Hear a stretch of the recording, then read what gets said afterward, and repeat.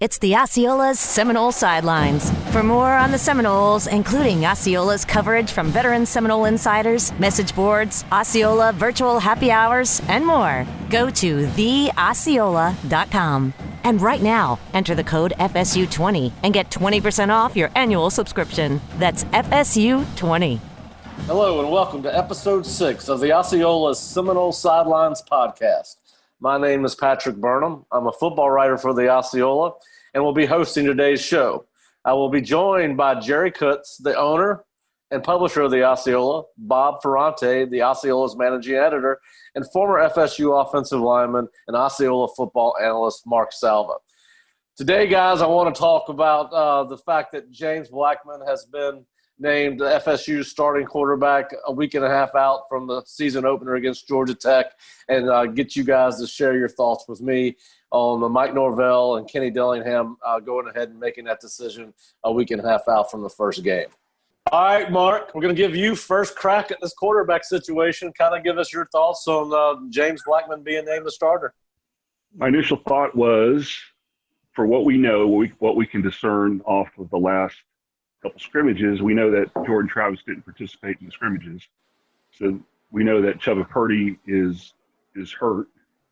That leaves two scholarship quarterbacks that we know of in the competition. That was James Blackman and Tate. So, my thought is really what choice really was there. It's got to be Blackman going into, especially this first game. I don't think you want your first game going to a true freshman right out of the gate, regardless of how talented he may or may not be. So that, for me, was my initial impression. Now, the other comments about the progress that James has made is very encouraging. And, of course, you're going to be positive.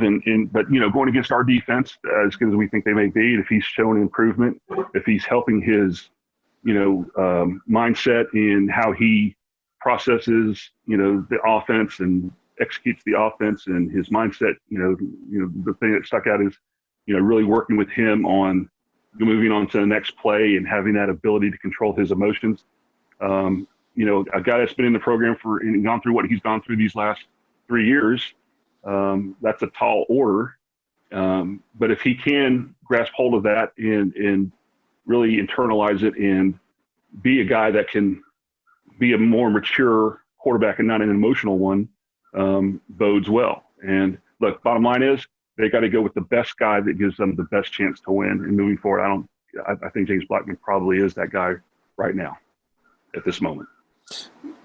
Bob, you've seen James under offensive coordinators, and I believe 3 head coaches, but 4 offensive coordinators. What are your thoughts on James and winning the quarterback position?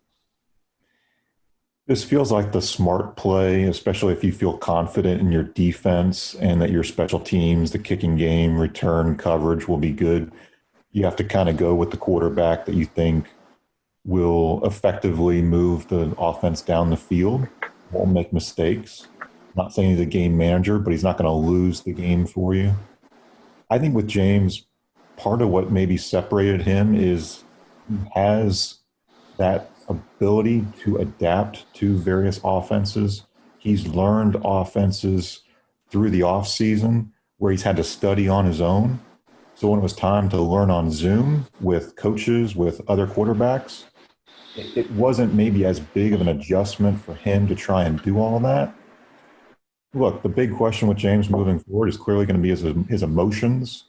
He's got to be a guy who puts the last play behind him, whether it was a success or a failure. But if he can do that, if he can manage the mistakes, that's what coaches are asking for him. We just have to see if he can do that. Yeah, and I think, and I'm going to go to Jerry next, but I think one of the things that will help James in that mental maturity and toughening up that way is the way that Norvell and his staff coach. They put a lot of pressure on the kids in practice. Is what we saw in the spring, and what Mike has indicated throughout camp is that, we want practices to be uncomfortable, and I think that maybe that was not going on last year, and that will help James in that regard. Jerry, what are your thoughts on James being named the starting quarterback? I think in James you had a returning starter And typically, that guy's going to be your starter coming into the next year unless somebody beats him out. Now, I know they tried to create competition for James, but not surprising that the returning starter is once again starting. I'm encouraged that he's had the team behind him before. He's gone through some tough spells where the team, I think, supports him. And so this isn't like a guy that has struggled with his teammates. So I think everybody would like to see James succeed. And so it's a good way to start the season, start with him and let him have a chance to prove to you that he can do it. So, yeah, I think it was a predictable choice. Rodemaker and the others would have to really separate themselves in order to have won that job. I agree. I was going to say, I envision how our quarterback needs to operate kind of like a golfer. In golf, especially when you play competitive golf, it's all about how you manage your misses. You aim for the wide part of the green. If you're missing it to the right, that you allow for that. You manage your way around a golf course, and I kind of feel that same thing has got to be the mindset we need to have for our quarterback. Just manage. I hate the term game manager, but honestly, that's what we need. We just don't need our guy to put us in bad situations like we've had in the last several years. And just let's do what he can do. Let's do what he does well. Let's design the offense to things that he executes well, that he can see. What are the throws he feels most comfortable with? What are the elements of the offense in terms of decision making that he is most confident with, and do that. I know our guys are pretty smart and they'll do that, but that's kind of the mindset I see the guy that is going to operate this needs to have moving forward. Well, I agree with a lot of what everyone said. I do think it was probably the writing was on the wall. You got two incoming freshman quarterbacks coming in, a guy in Jordan Travis who had not thrown the ball a lot last year. And so I think this was always James's job to lose coming into camp. And, the one thing I will say about James, obviously he's a quick study, 4 offenses in 4 years. He obviously picks up offenses very quickly. Jerry, you mentioned that the team is behind it. I think that James and any other quarterback that's going to play this year is going to be the team in front of him. The 5 guys on the offensive line, the tight ends that are asked to stay in and block, I think they're going to be critical to the development of James and anyone else that lines up at quarterback this year. They have not been able to run the ball the last 2 years. They have not gotten a lot of pass in the previous 2 years. Mark, what do you say about the offensive line having responsibility on how these quarterbacks do this season? Yeah, James is, I imagine I would be if I was him anyways, a little shell-shocked with the situation that we've had up front over the last 3 years. He's been, under duress probably his whole career. I think as a play caller, you have to kind of manage that situation based on, who we're playing and how the offensive line is coming together. So if James has confidence that part can be managed, in other words, get the ball out quick, set him up with some quick hitters, have an effective running game, if we have an effective running game, that would be the best thing that can happen for him. Because that just makes things so much easier for him. And that would be probably the most critical thing that we can, if coming out of camp, moving forward with this offense, if we can establish any kind of running game, that will give him a much better, it's quarterback's best friend, right? You've heard that cliche. It's true though. Yep. Yeah, and I think obviously it's that position group is the key to the entire season, just like it was last year, and most years for any college football team for that matter. But yeah, James does have some improvements in his individual play, quicker decision making. We've talked about that. Bob, do you think the timing offense that Coach Norvell has talked about helps James with that particular aspect of his game? I think we all hope so, right? I mean, he hasn't been decisive enough to me through his previous coaches and play callers. So this is going to be one where he has to know immediately it's one or two or get rid of the ball, especially because the offensive line, taking on that pressure. So I agree with Mark's point. The running backs have to be huge. It's going to be a running back by committee approach, I think we feel, even though it's Ja'Shawn Corbin leading the charge there. But yeah, James has to make quicker, better decisions, get rid of that ball really fast. As much as you want to take those deep shots to Tamari and Terry, you're just not going to have that kind of chance all that often. Maybe you have it every now and then, but not all that often. All right, well, let's move on to the second part of this. This is an unusual season. There could be some roster availability concerns due to COVID. We don't know that. Hopefully everyone will stay healthy. But with that being said, and obviously the fact that, James has been hurt before and had to come out for series or games, how important it is, do you guys believe it is, to have the backup quarterback play early in the season, even against Georgia Tech? And Jerry, I'll let you start with that, whoever that may be. Well, obviously your backup quarterback's important, and particularly this year with the COVID threat.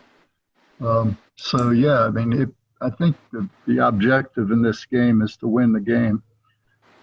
We need a win, and if they can put a package together for their number 2 guy that he's comfortable with, and they can trot him out there while the game's still on the line, I think that'd be helpful. But my first thought is let's go ahead and win this game.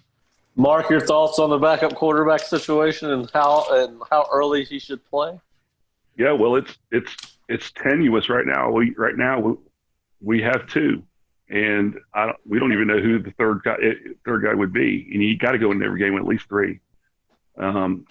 So in a way, I mean, in the back of your mind, you go through these scenarios and you say, okay, how are we going to manage this? So, yeah, you're going to have to get him in the game. You have to get Tate in the game, I think. But to Jerry's point, if you do that, what's the drop off? And that will be interesting to see. If Tate does they say he comes in the 3rd series and looks like gangbusters, that'd be so great for us. Know that we've got 2. If there's a huge drop off, then you're saying, okay, now we got to protect James and make sure that, we don't get him hurt by doing things that, put him at high risk. So it's just a matter of, we got to get him in the game. We got to see what we got. And hopefully, it sounds like we do. It sounds like everything coming out of camp is from Coach Norvell and Coach Dillingham is that, Tate's an effective guy. I think we're set up well. I'm not really comfortable just because of the numbers, but at least, we got 2 that can hopefully win the game.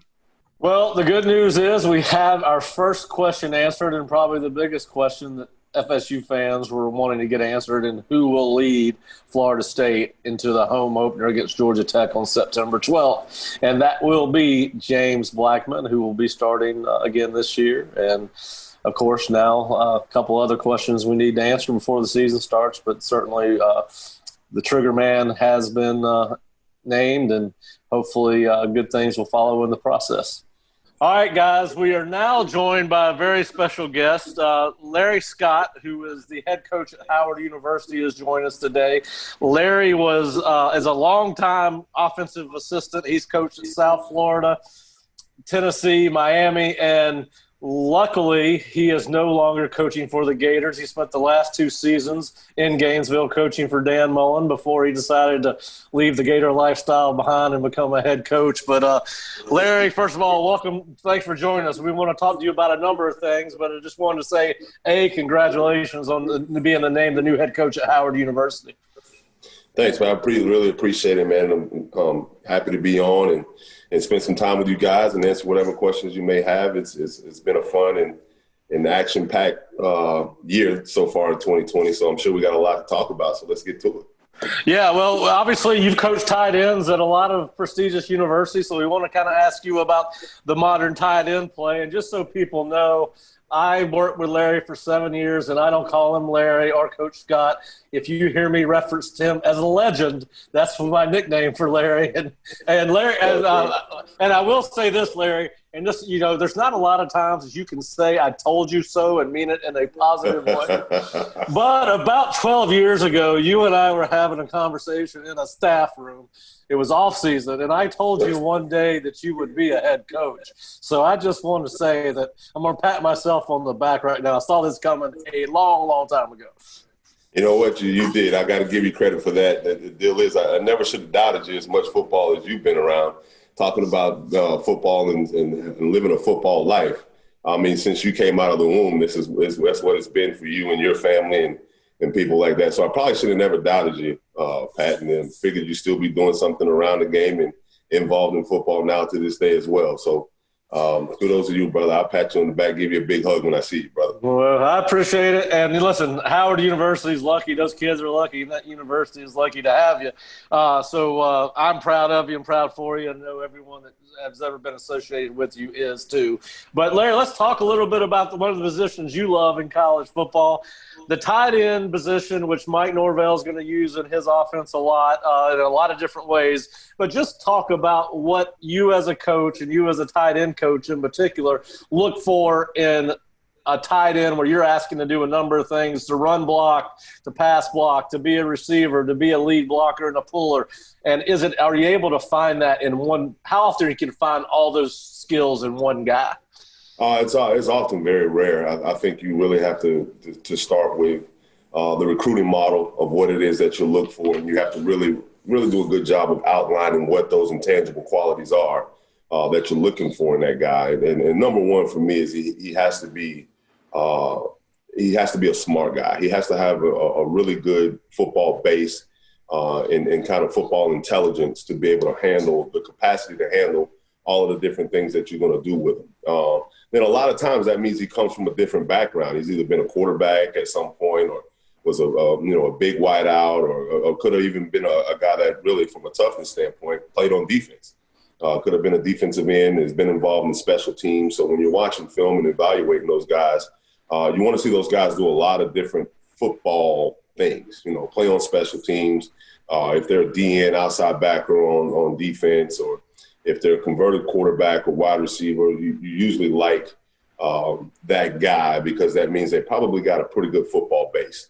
And then it's can they get big enough and physical enough, be physical enough and all those different things to add on the toughness part of the position that you have to have to be a blocking threat and be a guy that can, be athletic enough and willing and physical enough to put his hat and his helmet where it needs to be, get his hat and hands where they need to be, and be willing to mix it up a little bit in the run game and pass protection and all those type of things. So it's kind of you hear it referred to more and more now in the modern offense as more of a hybrid position rather than, just a static tight end type of guy.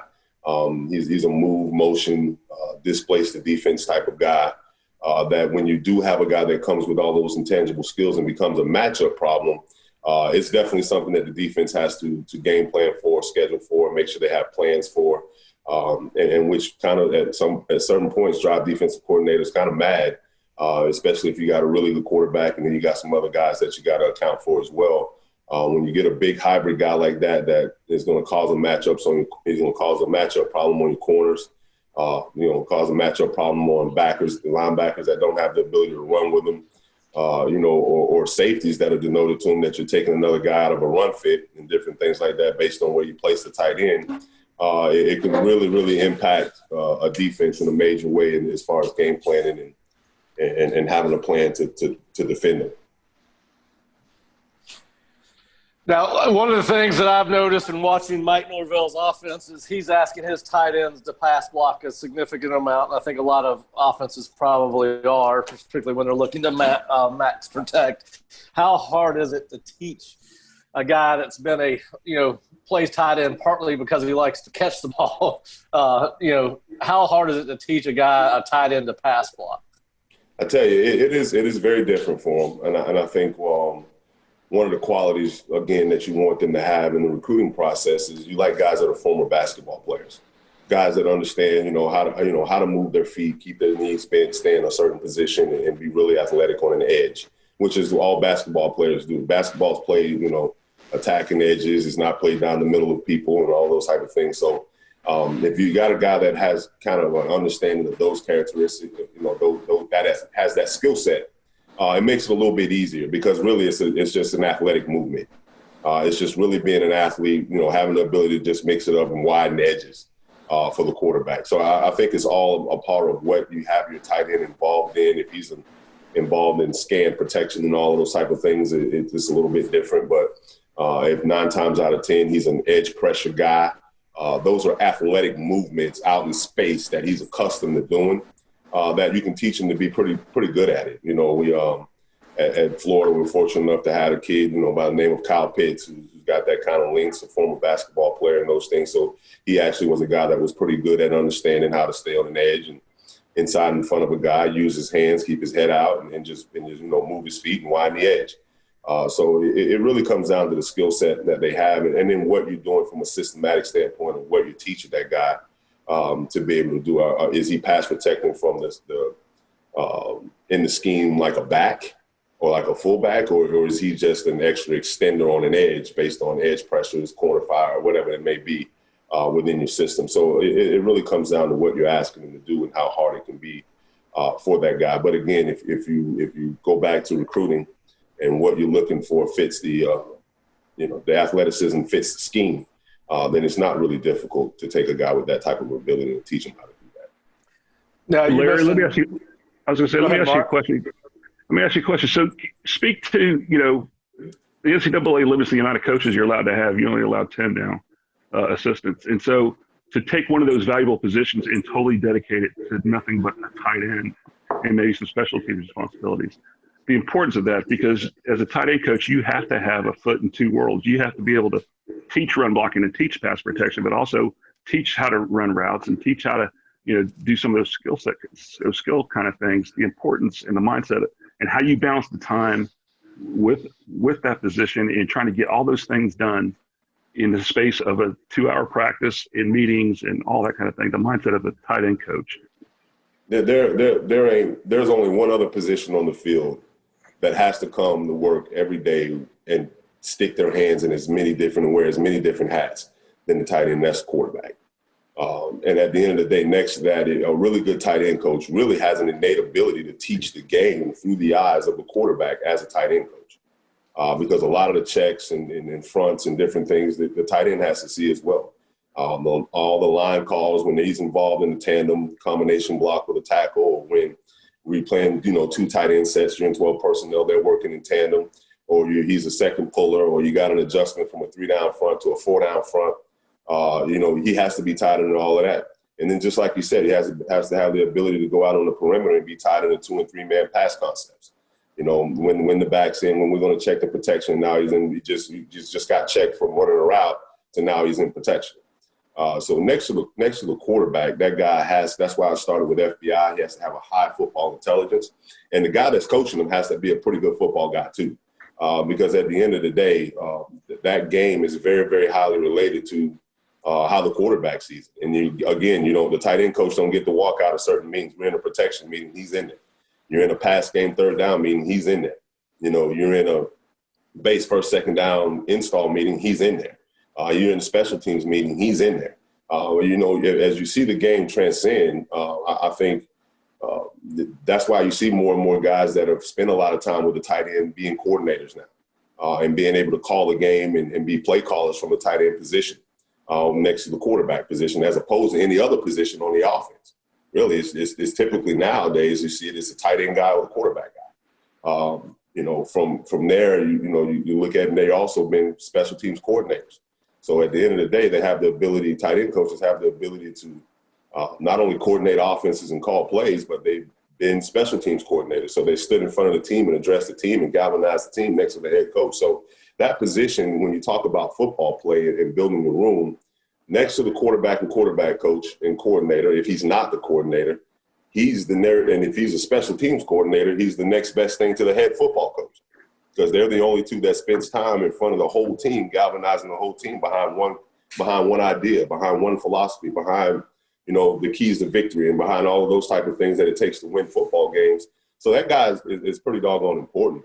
I think especially if you're going to use him in your offense and be a matchup-based type of offense, which, in the last, few years, my stops at Tennessee and Miami and at Florida, it was all matchup-based, basically NFL model and a way of thinking about things because we played to the matchup game with our athletes and said, sometimes in games, we're just better than you are athletically in certain positions and we're going to expose those matchups.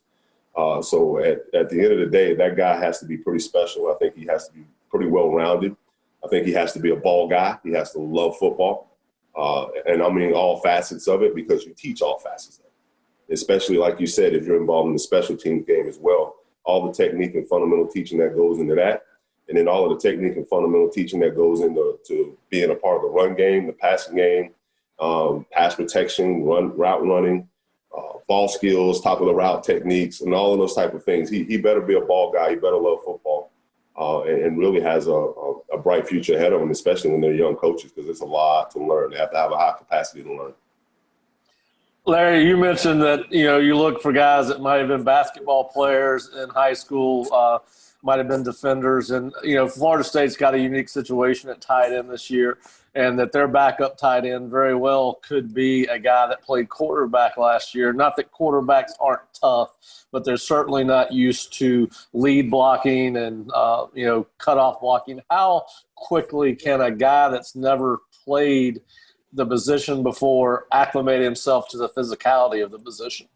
That is a big adjustment, Pat. I mean, a lot of people like to sit around and kind of underestimate the adjustment that goes along with that because it's just a sheer mindset of that. There's I would venture to say there's 40 to 50, maybe even half the snaps of a game a quarterback's not even touched. Matter of fact, the less he's touched, the more you probably give yourself a chance to win a game, let alone. And then he goes into a position where every play there's a physical contact aspect to it that takes a lot of conditioning within itself, just on how to play the game because it's, quarterbacks are mentally conditioned to play the game, more mental.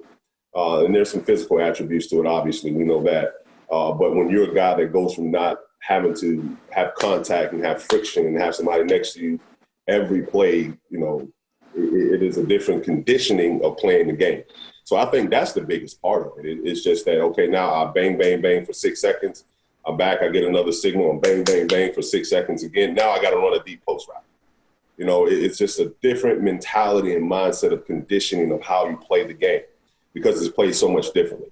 And I think that's the biggest hurdle. It's not the physicality. It's not are they willing to go do it. It's not that they're not tough enough. It's the reconditioning of how they've always played the game because 9 times out of 10, the kid's probably been playing quarterback since he can remember. He's never had to do any of these things that we're now going to recondition him to do as far as it comes to each and every snap that he plays the game and how he's practicing. Because now the technique and fundamentals becomes less mental gymnastics as it becomes more physical gymnastics.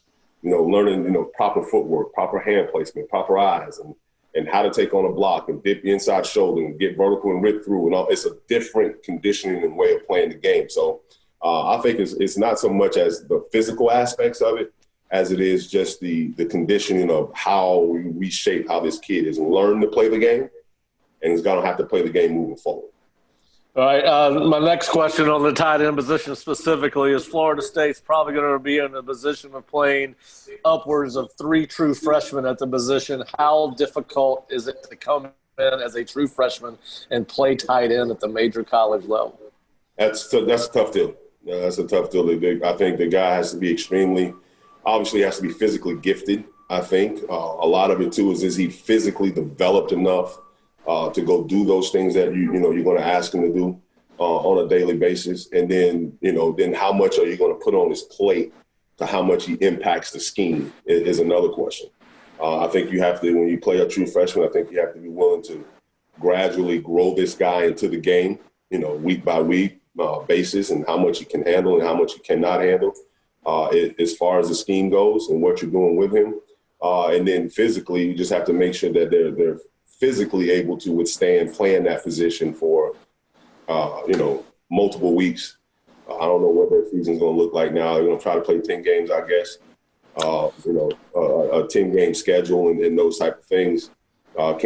Is he ready and built to endure something like that from a physical standpoint as well? Because as we all know, there's a lot to learning, not just playing the game, but learning how to physically make sure you're prepared to go do that as well on a week-by-week basis. So this young kid is not only learning scheme and technique and how to practice and how to play the game, but he's also learning how to recover, how to properly recover and take care of himself and get himself prepared to go play a game, which that is the biggest learning curve for young football players, especially when they get to that level of football, of the amount of preparation that goes into it, just not mentally and in the classroom, but physically and how you live your life off the field to make sure that you're prepared and ready to go on Saturdays.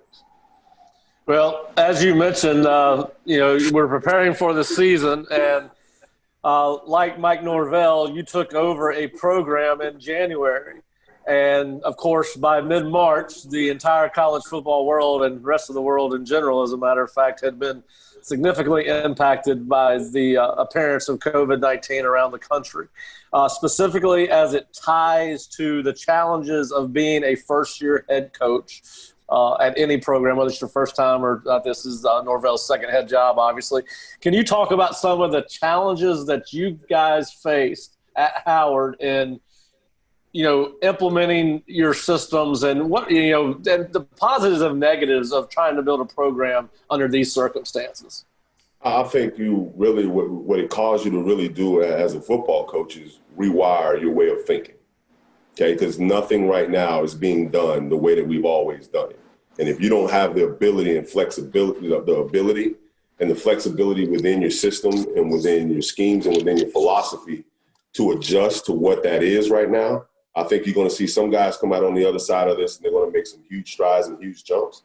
And then you're going to see some guys that are going to have a really hard time because they've been so rigid in their systems and in the way that they've done things that they haven't had the ability to change and haven't had the wiggle room to be able to change what they do and how they do it. So that's number one. It's totally different than any way you've ever thought about doing it. It's really bringing fresh ideas and out of the box thinking, a way of number one, engagement. Keeping these young people engaged into the idea that, hey, we put a lot of time and effort into getting ready to go play ball games. We don't have ball games.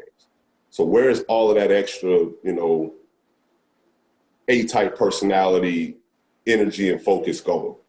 Well, you have to recenter that for the young people. And I think the biggest deal with that is what can we do right now? And that was our mind of thinking right here at Howard, because I actually didn't get the job until February. I took the job officially on Monday. There was a signing day on Wednesday. We tried to get a staff together, get them all hired, get them here so that we can have some off-season conditioning and try to figure out what it is that we had. And then we left for spring break to come back and have spring ball after spring break, and we didn't come back. So the kids didn't come back. So all in all, I've been around. I got hired in February. I've only been around this team physically with them for about 3.5 weeks. And we're going to come back in January, and it's going to be only 3.5 weeks in a whole year, almost calendar year almost, that I've even been around them to train them to do anything. So we really had to come out of the box as to, okay, now how are we going to do this? And using platforms like this and using some other things as far as like team builder and some other software things and stuff like that to track their training and when they can train. For a long time, gyms and everything was closed down, so the guys weren't able to live, train, do anything. And now they're starting to be able to do that a little bit. So it definitely has its challenges, but it's caused you to really rewire your way of thinking and think out of the box and do some creative things to keep them engaged and keep them moving forward. Now, obviously there's probably a lot of people believe that you benefit more out of face-to-face meetings. You do Zoom meetings, but you guys as coaches have been asked to address a lot of things off the field over the past 6 months that you typically have not had to address with your kids. Has that helped build relationships with the kids, even though you're not able to be around them as much? And has that helped you and your staff build staff chemistry because of some of the things that you're talking about as a staff and with your players? Absolutely, and I think it plays again into coaching philosophy. If your philosophy is built around building people from the inside out, these times have done nothing but give you just more content. Really, at the end of the day, more content to do that with. And I think in the contents become really tangible for them because it's so real. It's so live in the media. It's so really, really real for them in their lives, and that they can really feel it. So the emotion that you're getting in these meetings that we're having on a weekly basis, our kids adopted the slogan, we're not physically playing football games, but that still don't mean we don't have a season. And for us, it's called a season of building. And we're building each other and who we are and getting to know each other on a deeper level from the inside out.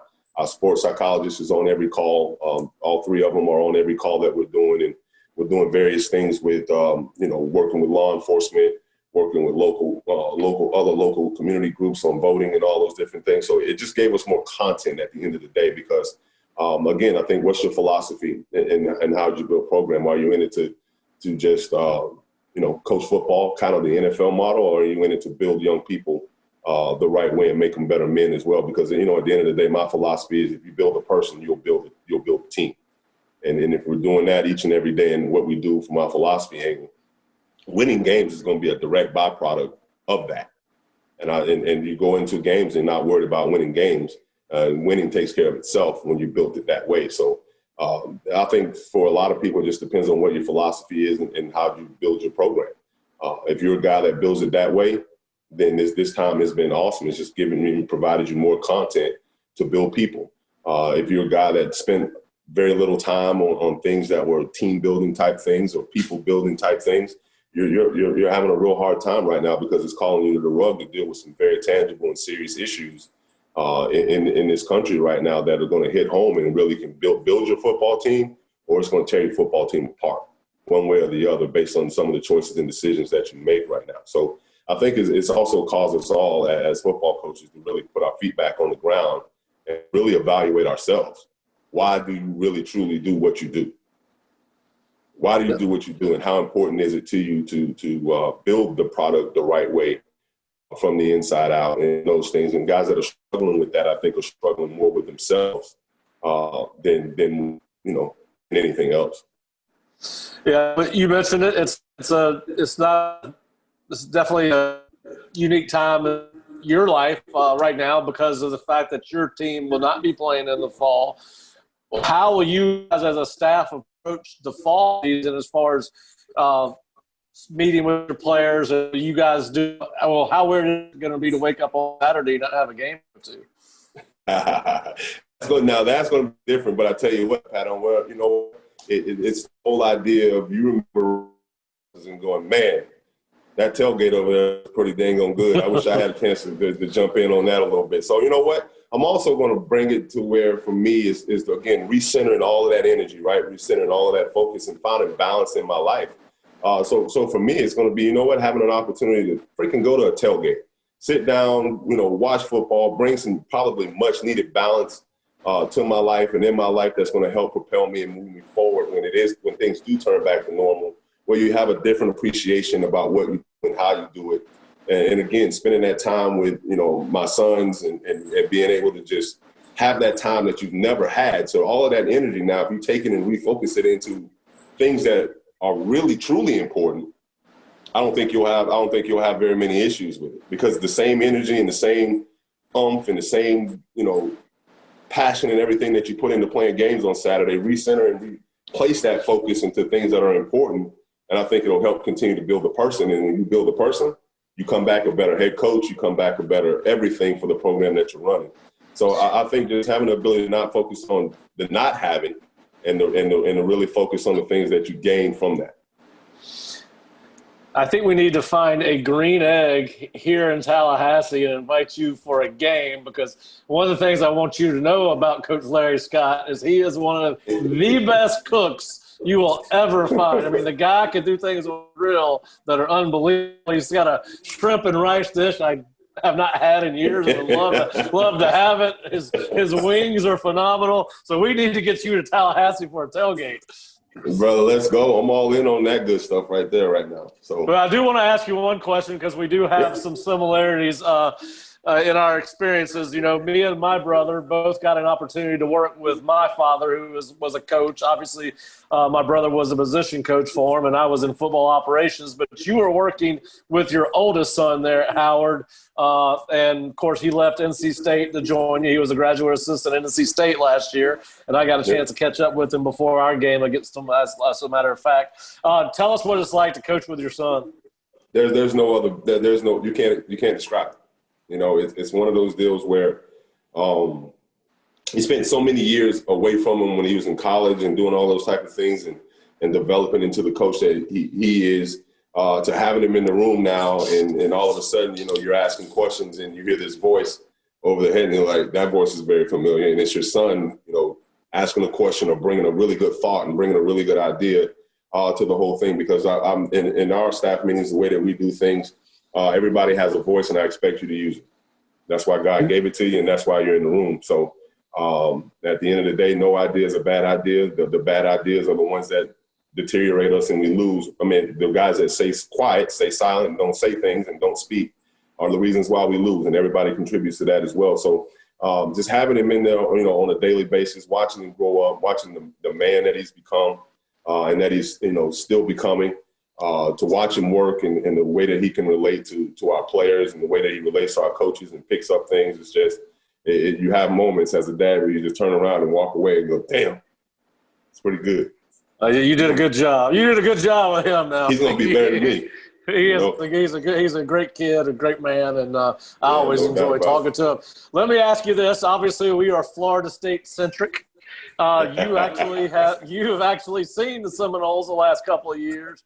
How fast do you think Mike Norvell can get this thing turned around, and how quickly do you think how much work do they have to do to catch up with Florida right now? I've never the last 2 years we played them, we would all at the table on Sunday go, Jesus, there's some athletes out there. There's some guys that are really talented. They can run. They're physical. They got ball skills. They are a talented group of people. I think one of the biggest things they have to do is galvanize a team.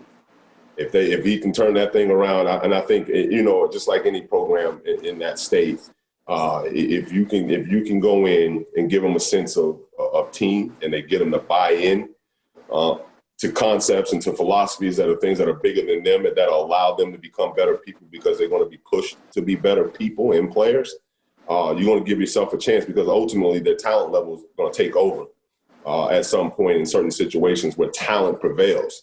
But at the end of the day, talent don't win football games. And that was probably the biggest takeaway I would get from watching them over the past 2 years, is that it was a very, very collection of talented people, but not a very good team. There wasn't buy-in. You could tell that there wasn't buy-in to certain principles and philosophy. There wasn't a galvanizing presence. There wasn't a team presence, energy and passion that you're used to seeing from a really well-coached and a really good Florida State football team. And over the years and over the decades of growing up and watching them.